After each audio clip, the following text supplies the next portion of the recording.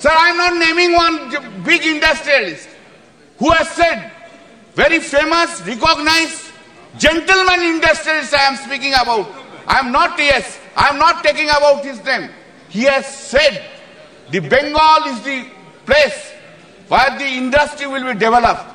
And Bengal is winning. Bengal development is, today's industrial development of Bengal is because of the Mamata. That is, they have said it very categorically. And we have seen it from the his speech itself. I am not taking his name, he is not here. I am not supposed to. Therefore, we have done so many things. Sir, try to appreciate that we are having a crunch. No financial sanction is given from the central government. Either in Manrega or Awas Yojana or anything. And everything is being done from the fund of the state government. That is being done by the Honorable Chief Minister Mamata Banerjee. Thank you. Sir, we can say that if you ignore us, you can ignore us. We do not mind if you can ignore us.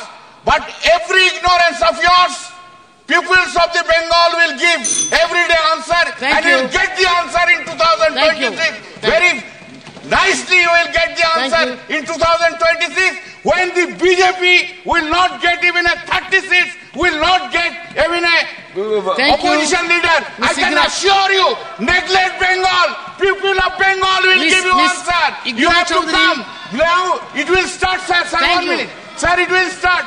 Now everyday journey will be done.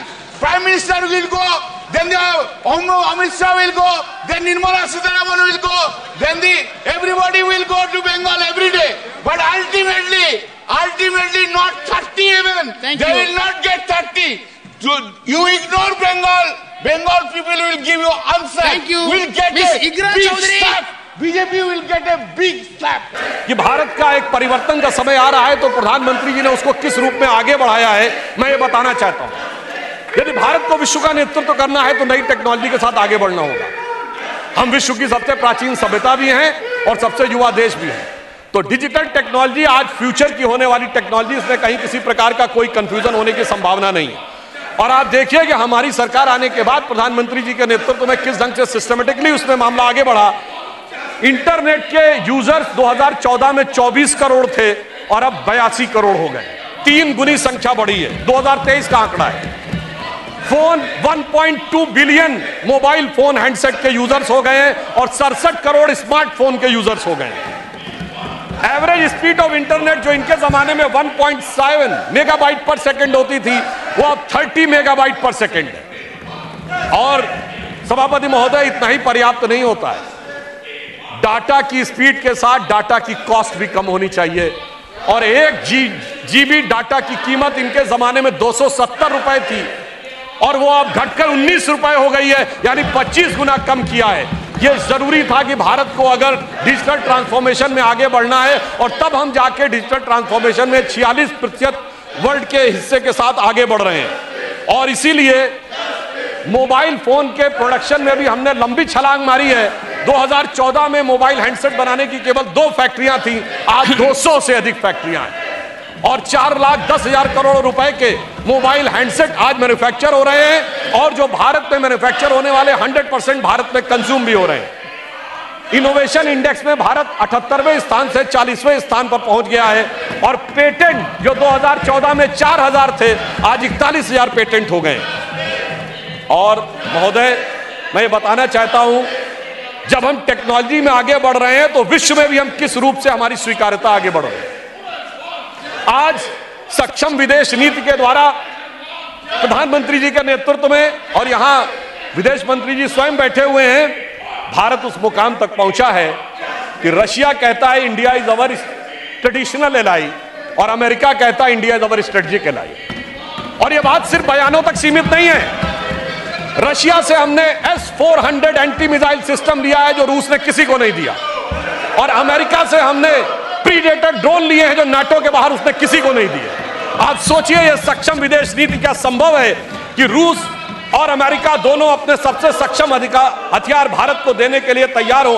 और मैं एक वाकया बताना चाहता हूं, हमारे विरोधी विदेश नीति को हमारी डोमेस्टिक पॉलिटिक्स के चश्मे से देखते रहते हैं और उसमें देश का नुकसान होता रहता था। कोई इजराइल जाता था तो फिलिस्तीन नहीं जाता था, फिलिस्तीन से बात करेगा तो इजराइल से बात नहीं करेगा। पर मैं एक घटना बताना चाहता हूं, माननीय प्रधानमंत्री महोदय जब फिलिस्तीन जा रहे थे तो वो जॉर्डन में रुके और जॉर्डन के शाह ने कहा कि वो उनके पर्सनल हेलीकॉप्टर में उनको भेजेंगे पैलेस्टीन। उल्लेखनीय बात यह है कि जॉर्डन के शाह हुसैन प्रोफेट मोहम्मद की डायरेक्ट डिसेंडेंसी में है, एक ही परिवार है जो प्रोफेट मोहम्मद की डायरेक्ट डिसेंडेंसी में है। और आप सोचिए, जॉर्डन का प्लेन था, हेलीकॉप्टर जा रहा था पैलेस्टीन और उसको एस्कॉर्ट कर रहे थे इजराइल के फाइटर्स। आप सोचिए, इजराइल और फिलिस्तीन कभी किसी एक देश के साथ अगर एक रूप में कभी हुए हो तो वो प्रधानमंत्री श्री नरेंद्र मोदी जी के नेतृत्व में।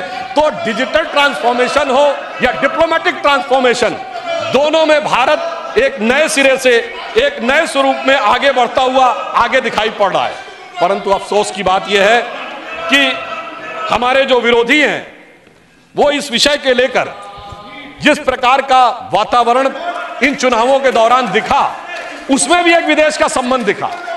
सभापति महोदय, मैं आपसे कहना चाहता हूं, भारत का यह चुनाव भारत के इतिहास का इकलौता चुनाव था जब विदेश में बैठे हुए किसी धन कुबेर ने यह कहा हो कि वो $1 बिलियन खर्च करेगा मोदी जी की सरकार को हटाने के लिए। यह चुनाव भारत के इतिहास का इकलौता चुनाव था जब चुनाव भारत में हो रहा था और कांग्रेस के नेता आर्टिकल विदेश के अखबारों में लिख रहे थे। शशि थरूर जी ने बांग्लादेश के अखबार डेली स्टार में आर्टिकल लिखा, मोदी हैज टू गो। अरे भाई, विदेश के अखबार में क्यों लिख रहे हो मोदी हैज टू गो?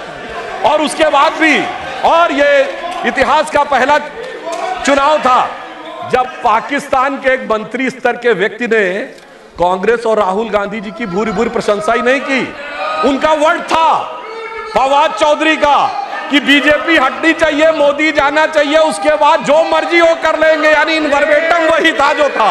अरे क्यों नहीं आपने बोला कि आप कौन होते हैं हमारे बारे में बोलने वाले? मैं याद दिलाना चाहता हूं, जब डॉक्टर मनमोहन सिंह प्रधानमंत्री थे और श्री नरेंद्र मोदी जी मुख्यमंत्री थे और उस समय पाकिस्तान के तत्कालीन प्रधानमंत्री नवाज शरीफ जी ने मनमोहन सिंह जी के बारे में आपत्तिजनक बात बोली थी, तो उस समय नरेंद्र मोदी जी ने दहाड़ कर कहा था, कौन होता है पाकिस्तान का व्यक्ति 120 करोड़ देशों के हमारे प्रधानमंत्री के बारे में बोलने वाला? मगर अफसोस, आपके मुंह से एक शब्द नहीं निकला। इसलिए मैं कह रहा हूं, भारत का ये बदलाव, एक बड़ा बदलाव हो रहा है।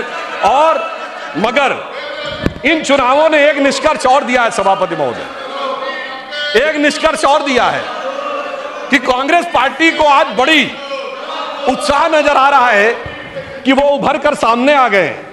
मगर महोदय, एक बात ध्यान देने योग्य है इस चुनाव में कि जहां हमारा और कांग्रेस का मुकाबला था वहां तो कांग्रेस कुछ नहीं कर पाई, अपने सहयोगियों के कंधे पे चढ़ के बहुत कुछ प्राप्त किया है।